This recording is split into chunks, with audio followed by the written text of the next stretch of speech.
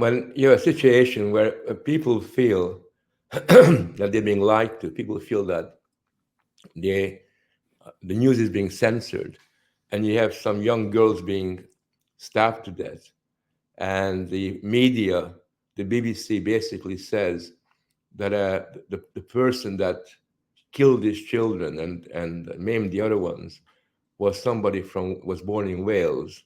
People began to suspect that that's not possible. A Welsh person wouldn't do that, and of course that proved to be true.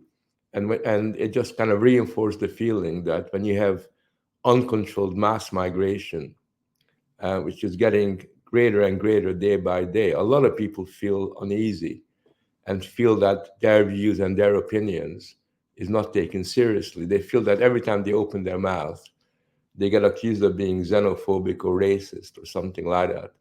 So I think it's understandable that people sometimes, sort of get angry and do things that are not very productive and often are very destructive. And I felt that in many ways, the riots were quite understandable, not something that I would approve of, but they were entirely understandable given the pre-existing situation that led up to it. I thought was very disturbing for me, much more disturbing than the riots, was the government's reaction, because the governments reacted in a very revengeful way, in a very political way, merely deciding that they will teach these people a lesson. And it's almost like he had this kind of disregard for the basic norms of justice, and a very clear attempt by the governments to politicize the courts, to kind of basically argue that, okay, if you are on the streets, if you are protesting, if you are rioting, you will be attacked, and you will be held in a far greater degree of contempt than is the case beforehand. The sentences you will get is much greater than is the case in the past. And as you probably heard, for example, you have this situation where this woman who kind of tweeted about the riot on the riots, and apparently made a very a remark that incited people to violence or supported their acts of violence, and took the tweet off after 3 hours. This woman was then sentenced for almost 30 months in jail, more than 2 years in jail, which is quite unprecedented. No criminal records, no criminal background at all. But nevertheless, the courts really came down very heavy on her, and the judge more or less said, we're going to make a lesson. We're going to teach you a lesson by doing this. So I think that things are very polarized in England, and the government knows that things can really explode anytime. That things are so tense that it needs to keep things in check by being fairly repressive in its mannerisms. That seems to me like science fiction, because we used to joke that, okay, you can be in massive trouble just for a tweet, just for a Facebook post. Watch out what you publish on Instagram or I don't know, on TikTok these days. But that used to be a joke. But now it's no longer a joke. It's something that can put you in big trouble, especially if you are targeting the wrong people. You do. And it isn't just simply about the government, but you could lose your job, you can lose your career, you can be kicked out of university, and this has happened. So there is a kind of censorious climate of repression throughout much of Britain, and I think in many other societies. I think Germany is very similar in that regard. Yeah, that's very sad. And in terms of repression, so the free speech is evident. And the other one, that they start to go after what I call the simple pleasures of life. I think they want to reduce the pint glasses size, which for me is ridiculous. Then they want to stop you from smoking outside the pubs. And there are other examples. I've just mentioned those two. But what's the objective out of that? Because it's not popular. Why they want to implement these things? I just try to beat them for a while, but I can't. Well, I think there are several reasons. One is that they are very puritanical, and they want to control the way people live their lives. But in addition to that, I think they are in the business of medicalizing politics and politicizing public health. So this is something that they began to do even before COVID, where you basically use health and public health as an instrument of political control. And Yeah. that's the main reason why you're getting all this stuff, all these crazy initiatives to prevent people from enjoying life, or maybe even have bad habits. I mean, there are some bad habits, but if you decide to have a bad habit like smoke, that's your business. As long as you're prepared to live with the consequences of what you've done, you should be allowed to do that. But they're basically saying that this is a public issue, and we're going to make sure that we're going to react to you as far as we're concerned.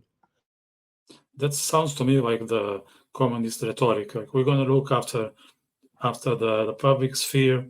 Uh, this your space is my space. I'm going to make sure it's sanitized, that your life will be okay. It won't be that much enjoyable, but at least you will survive, and you'll be able to have small talks with some other idiots. And I know you lived for some of the Soviet regime. You're still in Hungary, I think, till the age of 10 or something like that. Do you see something common between this political approach and the old-fashioned communists? No, really, because in Hungary, you could drink, you could smoke, Yeah, Hungary you was. could have a Yeah, lot of bad habits. And the government, although it tried to control your life, it tried to control your political life. And that's very different than what's happening in many Western societies, where it isn't just simply your political life. Then it's not just simply controlling what you say, not just simply controlling what you think or what you can write. Now they're trying to control the most intimate, private dimensions of your behavior.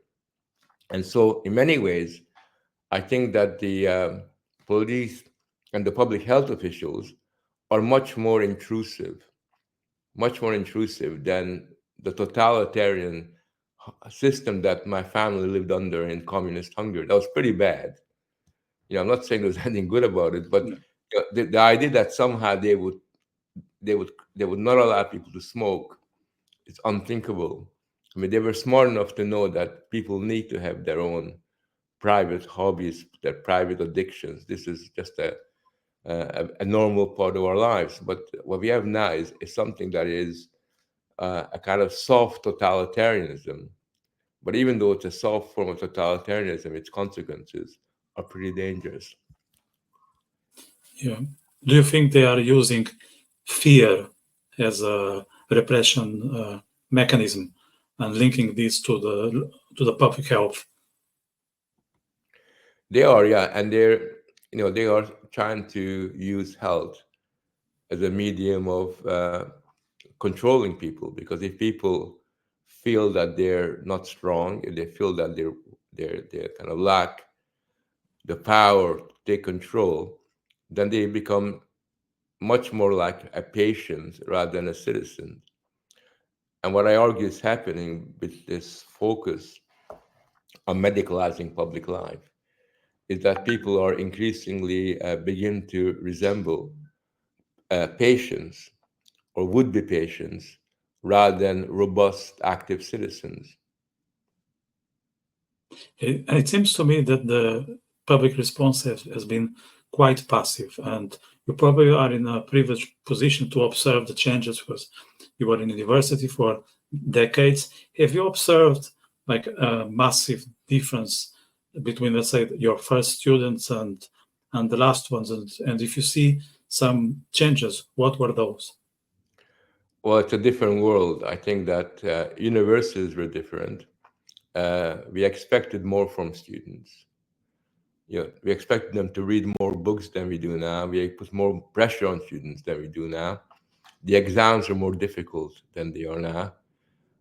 We treated students as would-be adults, and we try to stretch them and push them forward. Whereas today, we have decided that you cannot criticize students, you don't want to offend students, that students are fragile. So the whole university system has completely changed in that respect.